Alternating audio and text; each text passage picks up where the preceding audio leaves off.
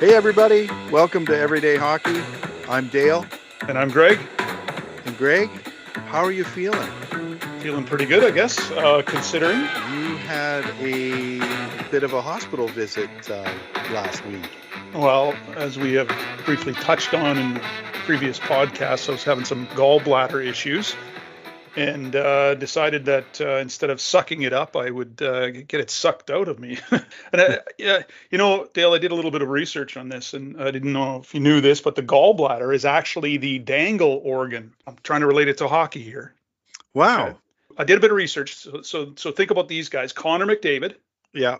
Connor Bedard, Kyle Connor, plays for the Winnipeg Jets.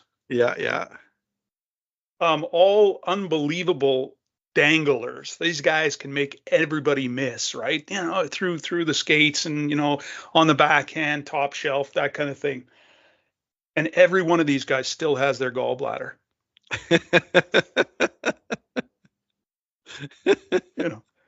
Myself, I can't stick handle to save my life since I got my gallbladder out. So now as I'm saying it though, maybe it's the Connor thing as well. So. Yeah. That's interesting.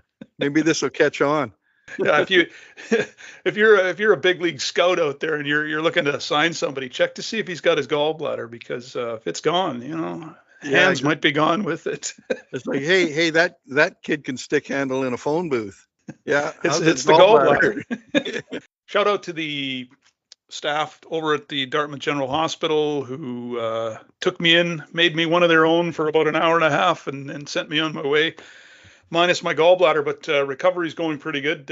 Managed to get down to the gym and ride the bike yesterday for about 40 minutes.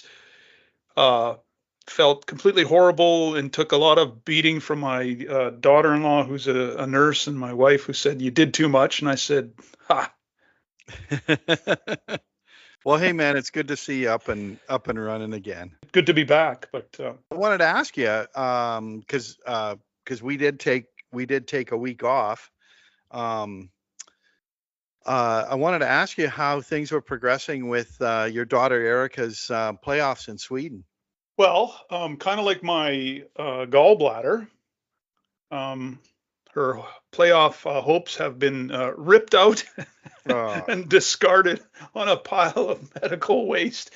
No, it's unfortunate, that you work your way through a whole season and you battle it out, and then you have such high hopes in the playoffs, because they swept the first round, but they got swept in the second round.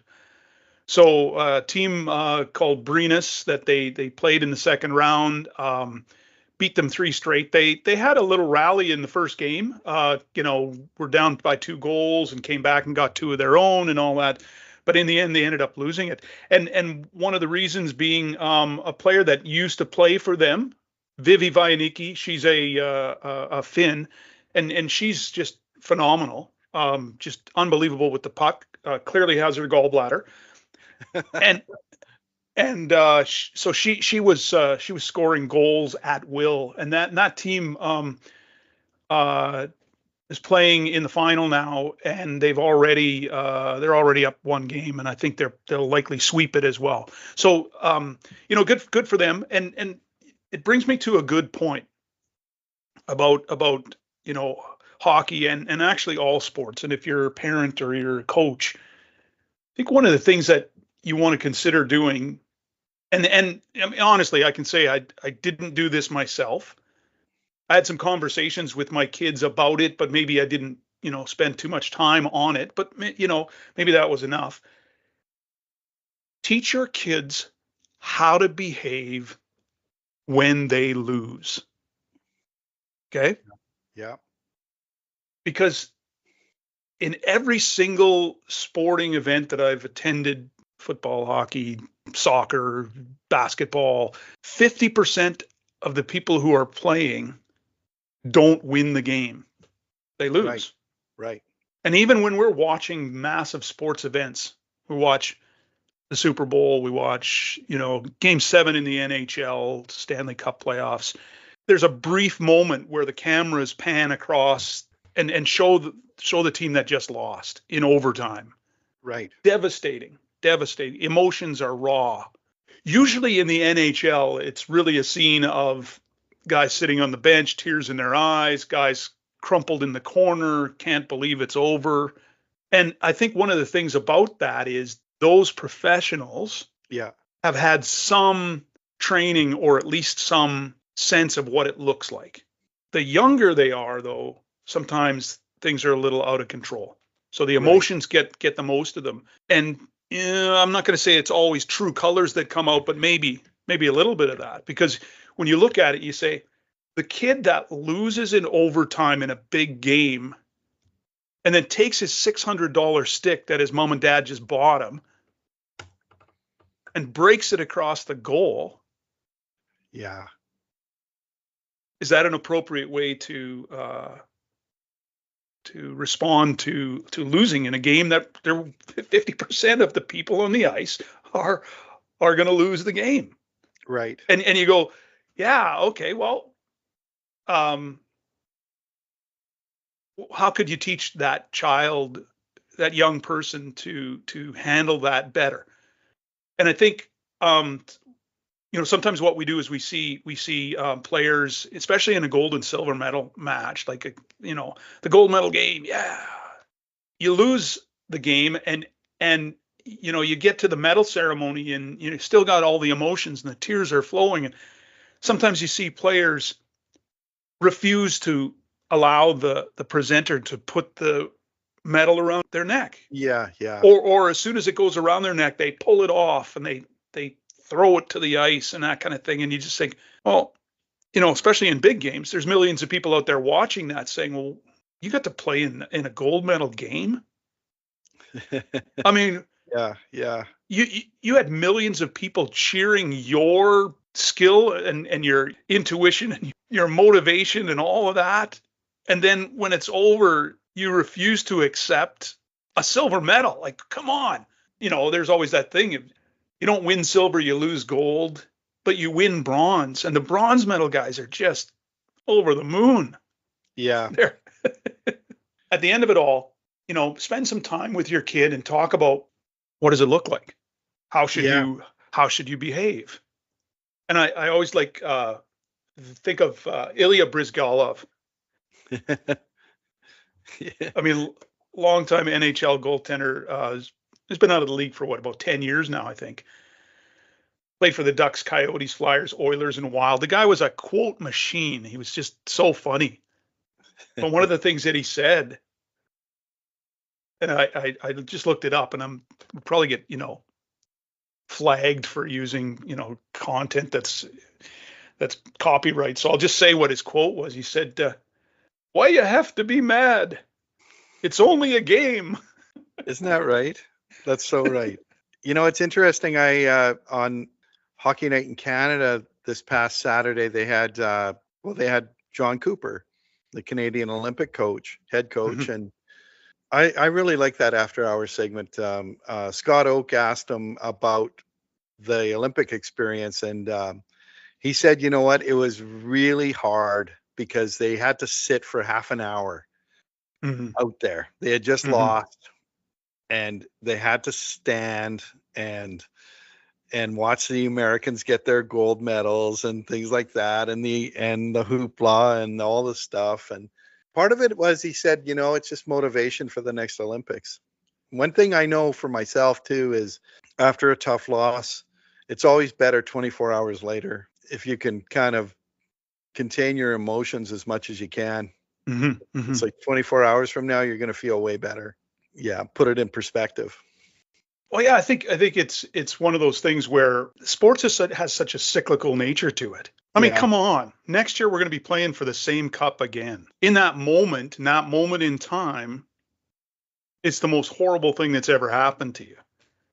Right. But in no time at all, you're gearing up, your summer training program, and you're working your way towards improving your skills enough to maybe get a contract somewhere, and you're off to meet new teammates or meet up again with old teammates and get at her again.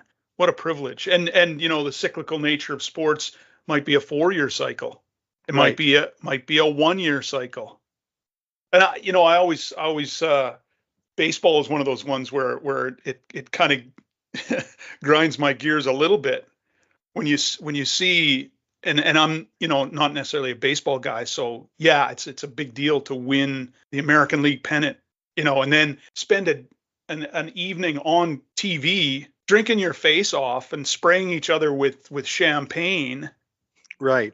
when you have to play your next baseball game in the World Series championship 2 days later. Yeah, yeah. Yeah, it's Now, interesting. so winning and losing. Well, it was interesting. I watched the World Baseball Classic, and I caught the final half of that game when Venezuela won 3-2.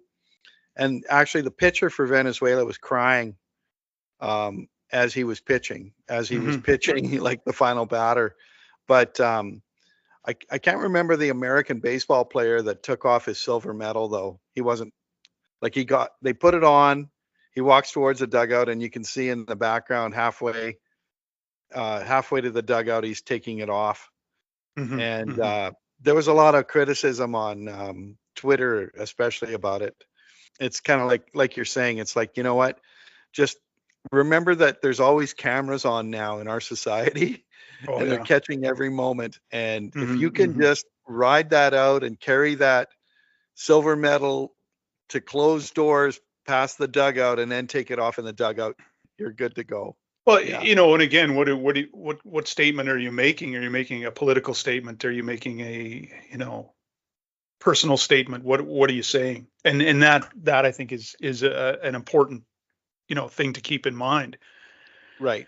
I Right. mean that the domination of the Americans in so many things, whether it be politics or sports, is not necessarily a foregone conclusion. And Yeah. so great for Venezuela. So great. Oh man, that was incredible. Like, yeah, you just get basically you were invaded. And yeah, And then you beat them at supposedly their own game. at their game. Yeah. Yeah. It was interesting because you know how you're talking about how to lose properly. It's like I think now I'm noticing a lot of people, a lot of teams, a lot of players can learn how to win properly now, Hmm. rather than, you know what, you won the championship. You don't need to rub it into your opponent's face or their fan base's face. And I've noticed it with the Florida Panthers, because being an Oilers fan, Florida was quick on the draw to rub things into Edmonton's face and the Oilers and their fan base and stuff. And it's like, you know what? Why don't you win with some class? And I don't know. I don't know if that's an indictment of leadership, political leadership, that just doesn't seem to have any sense of humanity at all. Hmm. I don't know. I'm a little worried about the acceleration of bad manners. I th- I to get political for a second, I think that's the biggest loss. The biggest loss I've seen over probably the last 10 years in world politics has been the lack of grace and the lack of manners. And that isn't changing until some McDonald's eating orange haired person is out. Okay. We dare not mention Voldemort's name. Um, yeah, and I think one of the things about sport is it does level the playing field. It doesn't necessarily depend on the fact that you have 340 million people and we have 40 million. It Right. doesn't. What it depends on sometimes is passion and commitment and talent and culture and believing and sometimes just a lucky bounce. That's what it is. A coin flip. I guess it's one of those things that you know we continue to experience, and that's so awesome for us.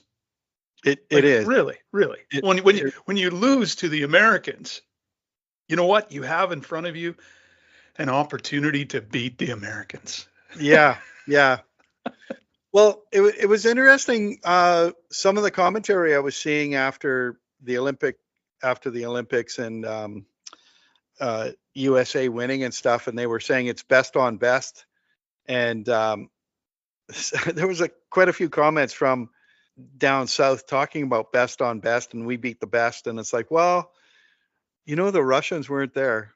I know that they're just with the embargoes and things, they're not allowed into the Olympics and so forth. But when someone makes a comment like that, I have to disagree because the best goaltenders in the world are from Russia.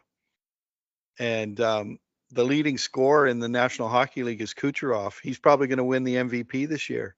And so it isn't best on best. So I go back to 1972, as a kid, I remember listening to that game on the speakers outside when we were playing soccer at recess, listening to that game and listening to Game 8.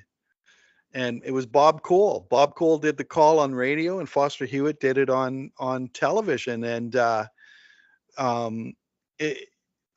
there's a rivalry. You want to talk about what's at stake there? But it's interesting how perspective changes. But I don't know where I'm going with this anymore. But it's like it's cyclical. And getting back to your original point, it's so important to learn how to lose and how to win with dignity and hold your head high. Yeah, and I think that's almost a key part of what I appreciate about Canadian culture in so many ways, from at least from the perspective of you and I at our age. We always sort of respected that Sidney Crosby style of conducting himself, where you said he's a relatively quiet guy. He's not a bad communicator. He's a good communicator. Yeah, but he's reserved in what he does. He scores a goal, he celebrates with his teammates, and he skates back to the face-off circle and starts again like he's been there before. I love that. I love that about him and just how he conducts himself. And it's like I've been watching some Bobby Orr documentaries lately. I sometimes go down these rabbit holes, but I loved watching him, and I loved watching the replays of him because, like, sometimes when he'd go through an entire team, like the California Golden Seals, and score a goal, and he'd make them look bad, but then he'd put his head down. He wouldn't even celebrate. He'd just skate back to his own blue line and just kind of like, don't make a fuss about this. Like, it's like the guy had such supernatural talent, unbelievable talent, but yeah, and he had to use it. Right. He had to use it, and here he is, skating with his head down, trying not to mock the other team, which was so classy. Yeah, exactly. It's a classy way of doing it, and parents out there, if you have no other incentive, make it monetary. When your child loses in the playoffs, and they take their $650 stick and break it over the net, maybe you should have taught them to go sit on the bench or whatever it takes, but Don't break that stick. Are you kidding me? Exactly. This week I was watching my old junior B team in Vermilion. They were in the junior B, Northeastern Alberta Junior B Hockey League. They were in the finals against Lloydminster, and Lloyd swept them. But the last two games were in overtime. Like, I watched them on Facebook, and it was exciting. Lloyd scored a beautiful goal to win in double overtime or triple overtime, I think, to clinch it. I remember that feeling very well because I did make it to that final series in that league, and we got swept by the Wainwright Bisons, and I remember how hollow it felt. I just felt like, wow, we got beat by a better team. And I remember that feeling of just, it stayed with me for 24, 48 hours of how I was numb.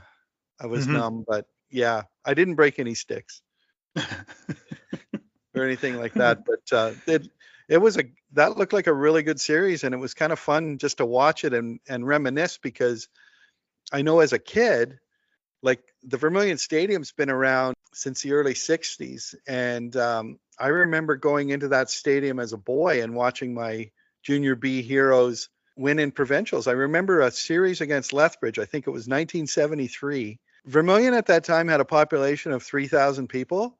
And I think the head count in the stadium was 2,000. Wow. So 2/3 of the population were in there for that Lethbridge game. It was electric.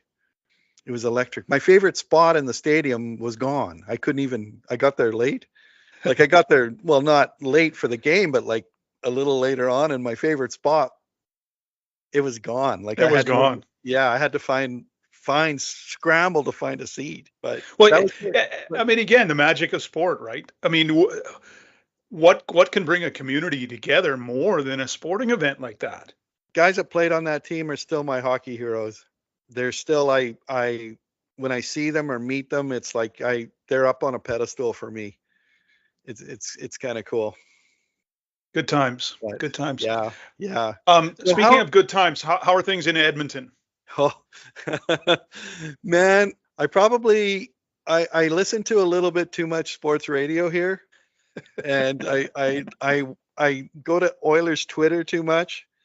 I listen to both 1440 Edmonton. That's Sports 1440 on radio, sports radio, and then or 880 Cheds. They're the home broadcaster, and they have a guy named Bob Stauffer. He comes on, and I listen to him because he's got excellent guests, guys that are really in the know. Plus, he's in the know. I think a lot of times when information is coming down, important info, they leak it to him. The Oilers leak it to him so that he can kind of broadcast it. But and there's even a station, kind of a viral station called Edmonton Sports Talk. So between the three of them, it's been tough in Edmonton. Like those two losses they had to the Florida teams last week were bad losses, and the team looked bad. And I know they're missing Leon Draisaitl now to injury. I don't know. Like expectations were so high that they were going to make it back to the Stanley Cup final again this year. Oh man, I don't know. The opinions are are so diverse. People want to fire the coach. They want to get rid of Darnell Nurse is a whipping boy. And they've done that. This is a thing. Like as a hockey fan, I hate this. Like, so I'm an Oiler fan, but as a hockey fan, it just seems like the guy making the highest salary becomes a whipping boy. So Darnell Nurse now, because his contract, he's not necessarily living up to his high price tag. Oiler fans did the same thing to Sean Horkoff 15 years ago, 20 years ago. He signed to a big contract, had a big year, and then he didn't live up to those expectations, and they just tore him down. And I don't know. Yeah, for Darnell's sake, I hope he doesn't listen to social media, but I'm sure his family has to, live through that. Yeah. I know they endure it. Like, last year, if you can believe this, Stuart Skinner's family was getting death threats in the playoffs. Like, come on. How are the Jets doing? Like they're 5 points out, right, of a wild card? Yeah, they're 5 points back right now, and they finally, got a big win the other day. They won in a shootout, but unfortunately, Nashville also won. Right. And so they've got 12 games to go. Like, get on a bit of a winning streak here. What if you got 24 points? In the last month of the season, then they'd totally be in, right? They'd totally be in. Yeah. And so it's still certainly a mathematical and it's a possibility. So I mean, I don't think the expectations on the Jets are the same as they are on the Oilers. Like where are the Oilers now in terms of the standings? They're in third place in the Pacific Division. And it was a division. It's a division that actually Connor McDavid was quoted on Saturday night. He called it the pillow fight division. It's so soft. It's just so bad. Uh, they're a point back of Vegas, Vegas is just playing lousy. Edmonton's playing lousy. Anaheim's in first by, I think they're in first by 5 points over the Oilers and 4 points over Vegas. But this is the thing: if I'm the Oilers, I want to just maintain that position, second or third in the Pacific, because I wouldn't I wouldn't want to play a wild card spot team, because I think the wild card teams are going to come from the Central, and that division's been powerful. So if the Jets make it, I wouldn't want to play them. Even Nashville, I don't even know. Like I think, and Utah's in the mix there too. They're hanging on. I think they have 11 games left. They basically have to go, if they can go 6-5, like just a little over 500, they'll make the playoffs. And then it's kind of like after that, I think Draisaitl might be back and stuff. So it could be a whole new ball game. But yeah, maybe the fan noise will die down a little bit. Maybe, or there might be like this is kind of the way I look at it. Last year, the Oilers in the playoffs, I think they lost the first two games to LA. Yeah, they did. Yeah. And it's almost like they were in a slumber. They were sleeping, and you could tell. And then finally, game 3, they woke up and they won, tight game. But it was game 4 that I remember the most, because the Kings had a 1-goal lead with like less than a minute left. Edmonton pulled their goalie, and Quinton Byfield of the Kings had a chance to clear the puck out of the zone and have the Kings go up 3-1. And Evan Bouchard made an incredible defensive play to keep the puck in the zone, and then I think he ended up scoring the tying goal before and sending it into overtime, where they won. And that was a game where with him, because he gets so criticized for turning the puck over all the time. It was like, wow, dude, like what a play, like incredible clutch play, like to keep that puck in. And maybe Byfield learned the lesson. It's like, send that puck off the glass and get it out of your zone, man. Like off the glass and out. There's lots of defensemen that made a living doing that. That's for sure. Yeah. So actually, that was interesting to watch Bouchard do that, because in a way he kind of shed the label, but then unfortunately this season came along and he didn't have a good start to the year, and the turnover comments continue with the poor guy. He's a heck of a player, but well, one thing we'll try to do on Everyday Hockey is keep things positive. If you'd like to hear more about Dale's take on hockey in Edmonton, of course, you can check out our website, which is everydayhockey.ca. And Dale has a link there to his article that he wrote recently about the Oilers. Coming up, small and big moments. Is that the title? Something like that? Yeah, that's it. Because I wrote that after their loss to the Florida Panthers, because the Florida Panthers are not making the playoffs this year, and they come into Edmonton with Barkov is out. He's been out all year. A lot of their stars are out. Marchand was out. Reinhart was out. And then the comments that Tkachuk makes all the time, it's a chance to really like kind of quiet them down and put a real nail in their coffin. And for them to come up so small and lose that game 4-0, it's like, okay, there's a flaw in this team. I don't know what it is. There's something wrong, but it's about emotions.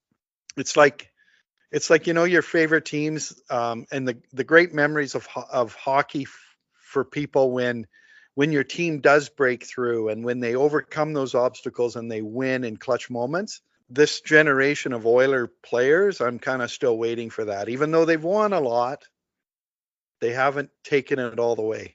On a future episode of Everyday Hockey, hopefully we can celebrate another win, Dale.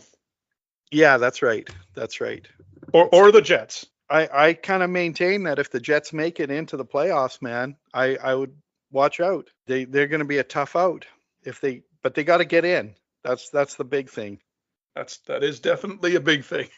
Okay, well, that wraps up Everyday Hockey for this week. We'll be back next week, Dale. Appreciate your commentary and your insight. And just remember, teach your kid how to behave when they lose.